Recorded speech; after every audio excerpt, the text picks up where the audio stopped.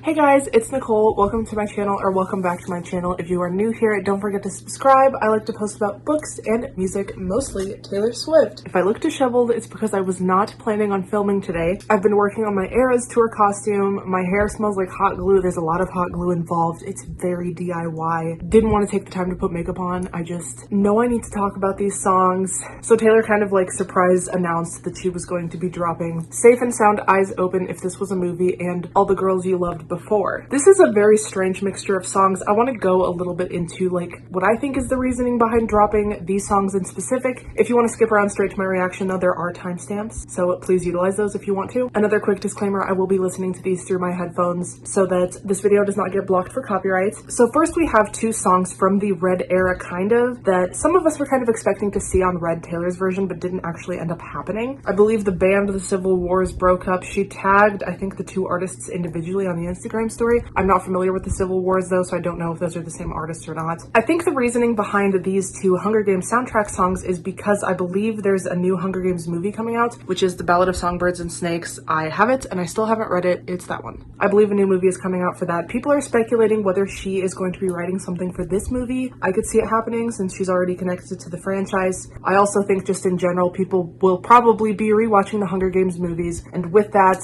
they will be listening to the soundtrack. Obviously, if they're streaming the stolen version, Scooter, or I think he sold them. Regardless, it's not within Taylor's best interest to not release these songs, so I think she's doing it now strategically. If This Was a Movie is kind of funky, there are a few different things this one could mean. I mean, we've been getting Speak Now hints for a while now, particularly in the Bejeweled music video. This might just be kind of a drop similar to Wildest Dreams, Taylor's version. I don't think it necessarily means Speak Now is coming like next week. I don't think it's like the lead single. I don't think this is the start of the rollout, I guess is what I'm saying, since the 1989 rollout technically hasn't even started yet either, and there are songs from Taylor's version out already. And then I started wondering, why would she be releasing If This Was a Movie? It's a bonus track. If she's not planning on dropping Speak Now very, very soon, it doesn't make a whole lot of sense. And then I started thinking about why she dropped those tracks off of 1989 Taylor's version way before the album's ever even going to come out. I think that's because this song, If This Was a Movie, is going to be featured in a movie or a TV show. I'm starting to speculate it's going to be the second season of The Summer I Turned Pretty, which should be coming out this summer. I really think that's what's happening here. Feel free to let me know why you think she chose this song in particular down in the comments. And then of course we have All the Girls You Loved Before. I listened to the leak. I only listened to it once, to be fair. I just wanted to kind of get an idea. I actually already don't remember how it goes. I remember how Need goes. That's another song that was leaked.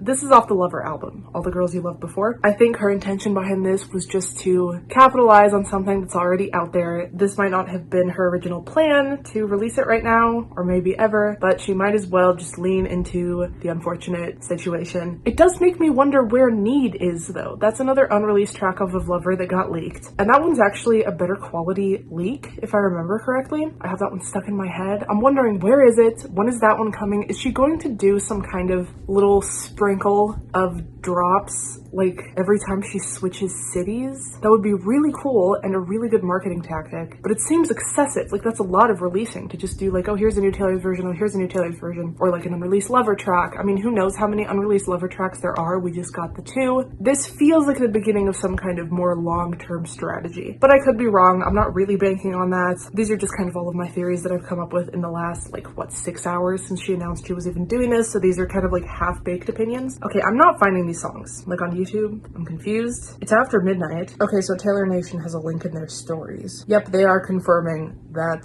All the Girls You Loved Before is from Lover with the pink heart emoji. Oh wait, it's on her website? tstheerastour.taylorswift.com. Speaking of merch on her website though, do you like any of her Eras Tour collection merch? I kind of like the red version. If you have a favorite Era t-shirt, please let me know down in the comments. A lot of people didn't like the leaves on red, but I was like, this is so quintessential red. I kind of want that one, but it's 45 bucks. If I see it at my show, I'm probably gonna grab it because I have no self-control. But as of now, I'm just gonna like wait and see if there's something I want at the actual show more. And if not, I might buy it after my show, just on the website. Okay, so it's in the story, I guess, not the link in bio. That makes more sense. Okay, Era's bonus songs. It's a whole new website. What's umusic.com? So it does look like it's taking me to the Taylor Swift website. I feel like there's some kind of smart marketing tactic involved in this. It's giving me this website, which is interesting. Yellow, red, pink. Yellow, red, pink would be like a cute outfit.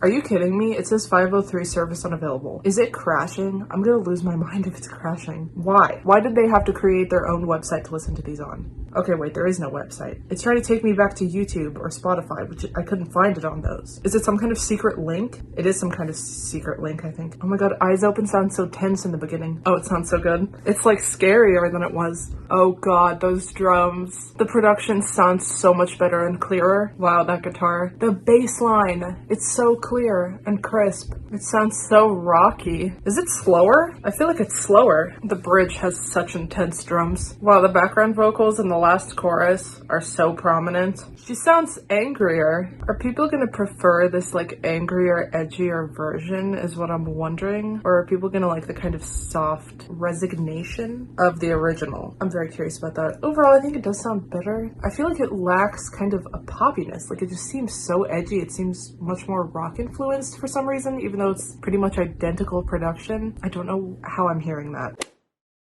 I'm so excited for this one. This walked so folklore could run. So she is using the same people who were in the Civil Wars. It was a duo and she's using the same two artists. So it should sound exactly the same. I'm nervous. Oh wow, it sounds similar. The guitar, it's just clearer. Her voice sounds higher. She's giving more Joni Mitchell than she did before. Maybe just better vocal ability. The harmonies are so much clearer. There's such an ambiance in the background with like a second guitar, the drums in the second verse, the echo, the drama. Oh my god, that harmony. Hold On to This Lullaby has the best harmony, and the space of it, the harmony is like inside my head while Taylor is like around me. I don't know how they spaced that in the mix, but like it's so close to me while Taylor is like more surrounding. She's more on the outer edges, but I hear that harmony inside my head. And then for the chorus, it like moves this way. Ooh, those drums towards the end before they do their ooh part. Oh, it's intense. It's so intense. The snare drum, such a drummer boy Battlefield vibe. Hell yeah. Wow, the drums. It's either some kind of big gong type thing, or it's like a huge kick drum. Or like the drums they used for King of My Heart, I think it was. On stage, I mean. Or Holy Ground. I can't remember. The like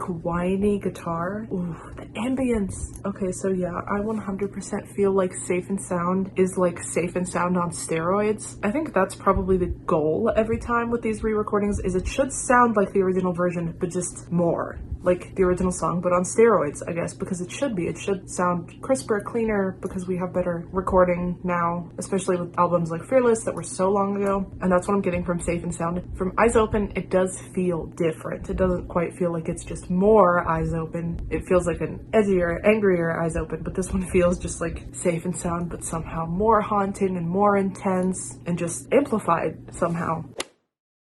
This song, at first I thought it was like very underrated, but now I'm seeing so many people online appreciating it right before the Taylor's version dropped, so maybe people have been really liking it. I just haven't been paying attention. Why is this one not on YouTube Music? That's weird. Oh, the guitar. Why is this one under the... Oh, because they don't have a Speak Now cover yet. It's listed kind of as if it was on Fearless Taylor's version. The guitar sounds exactly the same. Her voice just sounds richer. Wait a second. I need to process this more. This is the first song off of Speak Now Taylor's version that we will hear, and I'm probably the most excited for this re-record of all the ones we have left because it is so real instrument based. Like, I'm a little bit nervous for 1989 and Reputation because some of those electronic sounds are a little hard to reproduce. We saw that with I Knew You Were Trouble and We Are Never Ever Getting Back Together, but I have so many hopes for Speak Now because it's so acoustically driven, and I think that will just sound so much better over a decade later with the technologies we have now. So I need to prep myself for when it gets intense and there's like so much dynamic contrast in so many songs off of Speak Now. Okay, continuing. It sounds magical. Oh, the drums, the violins. This is what I'm talking about. The strings. Wait, nothing's gonna change not for me and you. Back before I knew how much I had to lose. I feel like the line is not before I knew how much I had to lose. Did she change the lyric? Yep, she did change the lyric. This takes me back to middle school. My youth. Oh, the guitar solo. Oh my god. There's a different tone to her voice when she sings, and I Just Want to See You Back at My Front Door. She's like, Anna? It's like such a scoop that wasn't in the original. The last chorus, right after that intense bridge, that's all like, the one where she sings before you said it's not that easy, it feels more bass driven than the original. Was there even bass guitar at all in that part in the original? Or was it just acoustic? Because it feels in my head like it was just acoustic. Oh, her lower register, when she sings all that now, oh, at the end, there's such a warmth in her tone that Teenage Taylor just didn't have. Oh, she changed up the notes a little bit when she goes up now. She did like a different thing there. Yeah, I'm as happy with this one as I am with Safe and Sound. I think I will be listening to Safe and Sound a little more though, just because I love that song and now it feels so new and refreshed. Okay, now we have a song I have never really heard before. Once in a shitty quality recording. I Have a Wonder. You know, she had those vault tracks off of like Fearless and Red, and obviously since her former label owned the rights to those tracks, even unreleased, she had to completely re-record them. The original version of You All Over Me leaked, and it was obviously like a 17-year-old Taylor singing that, but she couldn't use that track as the vault track because she needed to re-record it because Big Machine owns it, whatever. But here we have All the Girls You Loved Before. It leaked. I feel like we're gonna get the exact same recording that leaked, just better quality obviously, because it wasn't like recorded on an iPhone or whatever. Or has she re-recorded that since 2018, 2019 when she originally recorded it for Lover, thinking it was going to end up on the album? Like, is this something that was recorded recently, or was it the exact recording that was supposed to go on Lover? Does this question make sense? I guess we could maybe find out. I feel like we probably wouldn't be able to tell the difference though, because the leaked version is such poor quality and Taylor doesn't sound that different now than she did when it was 2018, 2019. I'm nervous and I'm excited. I just have a need stuck in my head. It's a need. It's a need. But maybe we'll get it in time. Her not releasing Need is what makes me think she's going to be releasing more stuff before more shows. I like how we thought it was going to be called All of the Girls, but it's actually longer than that. All of the Girls You Loved Before. Give me that Lover bonus track. I think this is the thing that leaked. Yeah, I have a feeling this was recorded in 2018 or 2019. It literally says 2019 next to it. Okay, vocals. It has a very similar theme to Invisible String. Oh my god, the little laugh when she says some dude whose name I can't remember now. Oh my god, this is such a pretty melody. Da, da, da, da, da. I'm so off right now. You get what I mean. The little high part where it feels so like skippy. Wow, the background vocals in the last chorus. She is hitting some notes. So those drums in the beginning and the end are actually very muted. It wasn't just a faulty recording of the leak, at least. It feels kind of inspired by like Rihanna, or like, I don't know, it's got this like bop to it that's not quite like pure pop. I also wonder where on the Lover album was this supposed to go, like in the track list? Yeah, I wonder if she released these maybe because she wanted to play them on tour, particularly All of the Girls You Loved Before. I wonder if that's on the set list. I am so excited about all these leaks I'm seeing. People are listening to her rehearsing outside of the stadium in Arizona, and like there's kind of a rough track list going on. Somebody else said they heard her rehearsing for 3 hours. So is her set list 3 hours? Or were there like repeats where she needed to kind of like do something again? That seems excessive to re-rehearse in the same day. Is it a 3-hour set list? I will lose my mind if the first Taylor Swift concert I'm ever finally able to go to is literally the longest of all of the Taylor Swift concerts, because she usually only does 2 hours, I guess. Somebody heard Don't Blame Me and I'm gonna lose it. I was really thinking from Reputation she would maybe only do like Look What You Made Me Do, Delicate, Ready For It, like the singles, but like she's bringing out favorites. If she does I Did Something Bad and does the whole burning at the stake thing, I will collapse into a puddle. That's like all I've ever wanted to see. The 2 tours I would have like killed to go to would have been Red and Reputation, and like I'll get to see part of that. I feel like I'm making up for all the years I just sat in my bedroom wishing I could go, literally since I was like 7 years old.